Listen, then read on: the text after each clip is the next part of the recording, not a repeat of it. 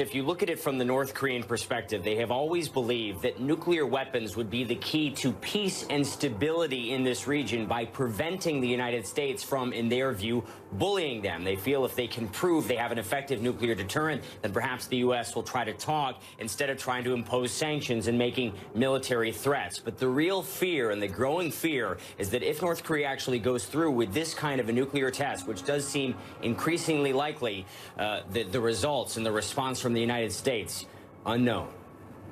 No hollow threat. A senior North Korean official has warned the U.S. that it should take Pyongyang's threat of setting off a hydrogen bomb literally, telling CNN that the country has always backed its words with action.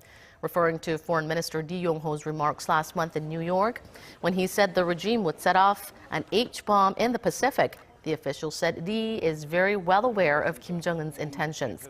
The official also implied that diplomatic channels between the U.S. and North Korea are non-existent, despite U.S. Secretary of State Rex Tillerson's recent insistence that they are still open.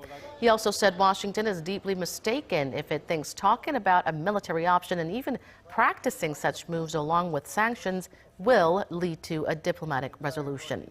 North Korea's H-bomb threat was made shortly after President Trump's now famous speech at the UN, where he said the U.S. would, quote, totally destroy the regime.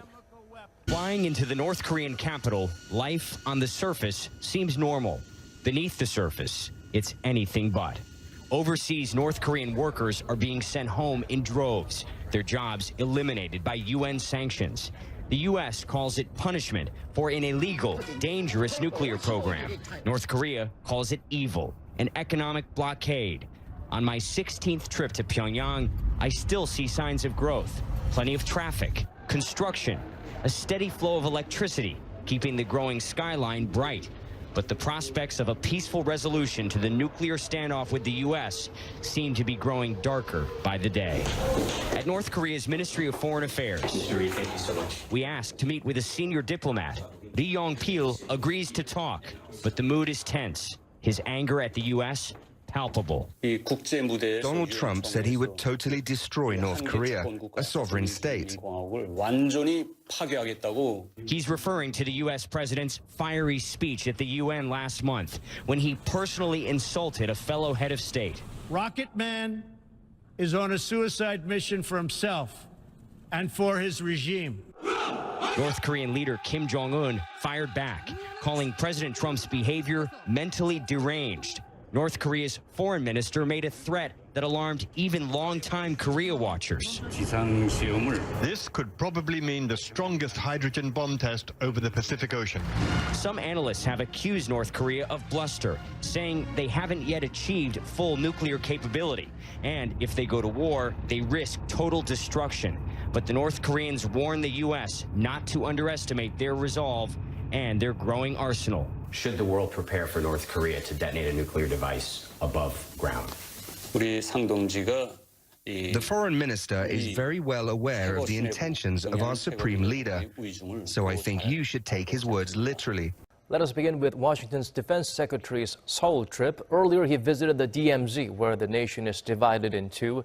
Meeting his Korean counterpart, James Mattis placed extra emphasis on the importance of denuclearizing the out-of-control regime. Kim Hyun-bin has our top story.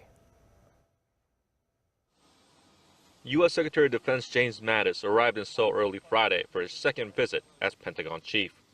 Mattis toured the frontline units with his South Korean counterpart Song Yong-mu and gave a strong message towards North Korea. The U.S. general stressed that Washington's goal is to denuclearize the regime. Our goal is not war, but rather the complete, verifiable, and irreversible denuclearization of the Korean Peninsula. Defense Minister Song made similar comments, urging Pyongyang to give up its nuclear ambitions. I urge North Korea should halt its reckless provocations and come back to the negotiating table as soon as possible. The U.S. defense chief's visit comes as South Korea and the U.S. are scheduled to hold their annual security consultative meeting in Seoul on Saturday, a day after the Allies' military committee meeting. Friday's military committee meeting was led by the Joint Chiefs of Staff of the two allies, General Chung Kyung-do and General Joseph Dunford. Seoul's Defense Ministers Song Yong-mu and Mattis will hold their official talks at the SCM on Saturday.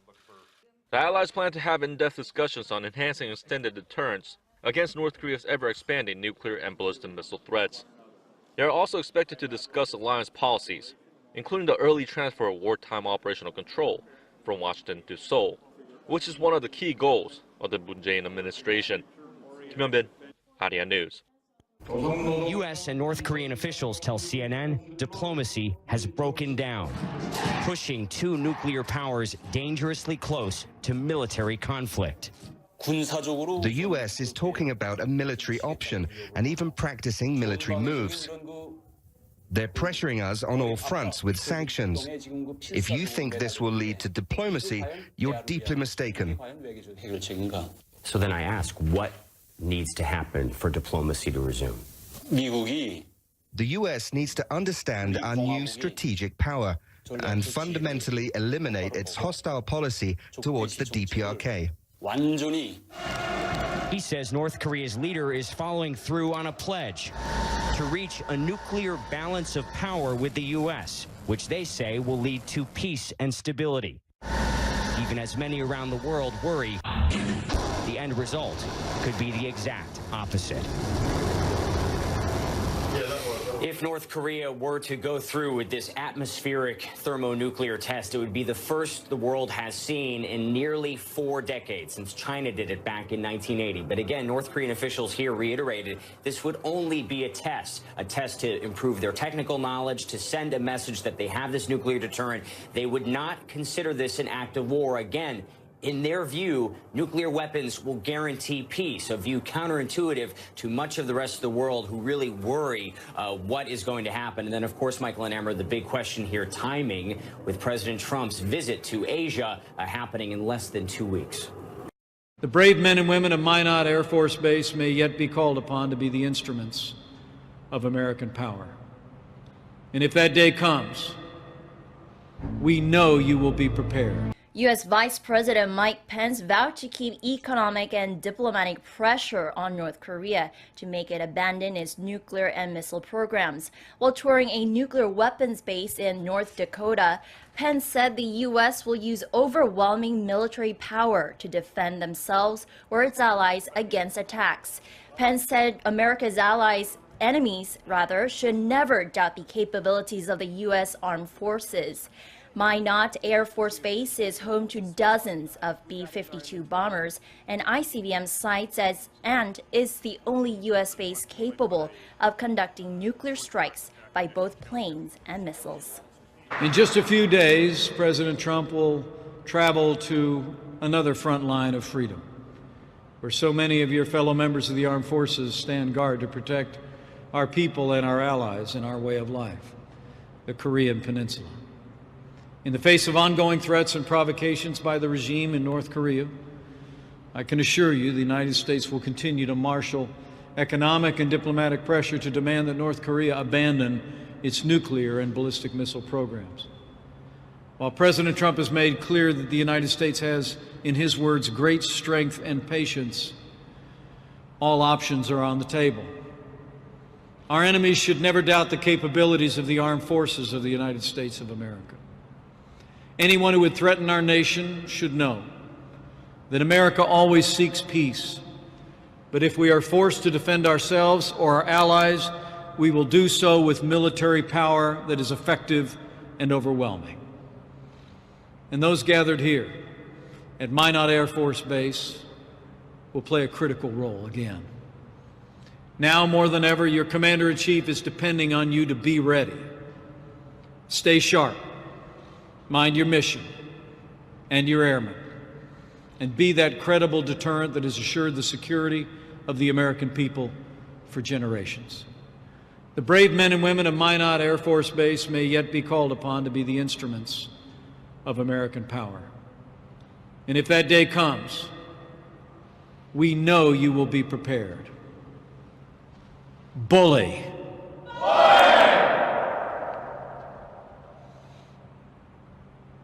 You know, it's deeply humbling for me to stand before you today, before so many heroic Americans. Because you see, while I'm the son of a combat veteran, and I'm the proud father of an aviator in the United States Marine Corps, The United States has once again said it will never accept North Korea as a nuclear state. U.S. Defense Chief James Mattis, who is visiting Seoul, said Pyongyang's nuclear and missile programs serve to undermine, not strengthen, its security. Kim Hyun-bin starts us off. North Korea's nuclear and ballistic missile threats topped the agenda on Saturday at the annual 49th Security Consultative Meeting in Seoul. To better counter those threats, South Korea's Defense Minister Song Yong-mu and U.S. Defense Secretary James Mattis agreed to increase the deployment of U.S. strategic assets around the peninsula on a rotational basis, and to enhance cooperation so Seoul can obtain and develop state-of-the-art military equipment.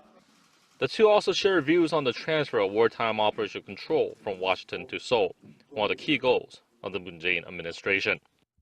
Secretary Mattis and I agreed to consider the timing and conditions of a condition-based OPCON transition. We will continue to work, develop and refine plans on this issue in time for the next SCM. Mattis pulled no punches on North Korea, calling Pyongyang's nuclear weapons program illegal and unnecessary. He also stressed that Washington wants to find a diplomatic solution to the nuclear crisis, but military force remains an option, if need be. The United States does not accept a nuclear North Korea. Diplomacy remains our preferred course of action, but as I have repeatedly emphasized, our diplomats are most effective when backed by credible military force in this sort of situation. Mattis also took the opportunity to warn Pyongyang against the idea of ever trying to use its nuclear weapons offensively. Make no mistake, any attack on the United States or our allies will be defeated. Any use of nuclear weapons by the North will be met with a massive military response, effective and overwhelming. This year's Security Consultative Meeting marks the first since President Moon Jae-in and Donald Trump took office earlier this year. The 50th SCM will be held in Washington in 2018.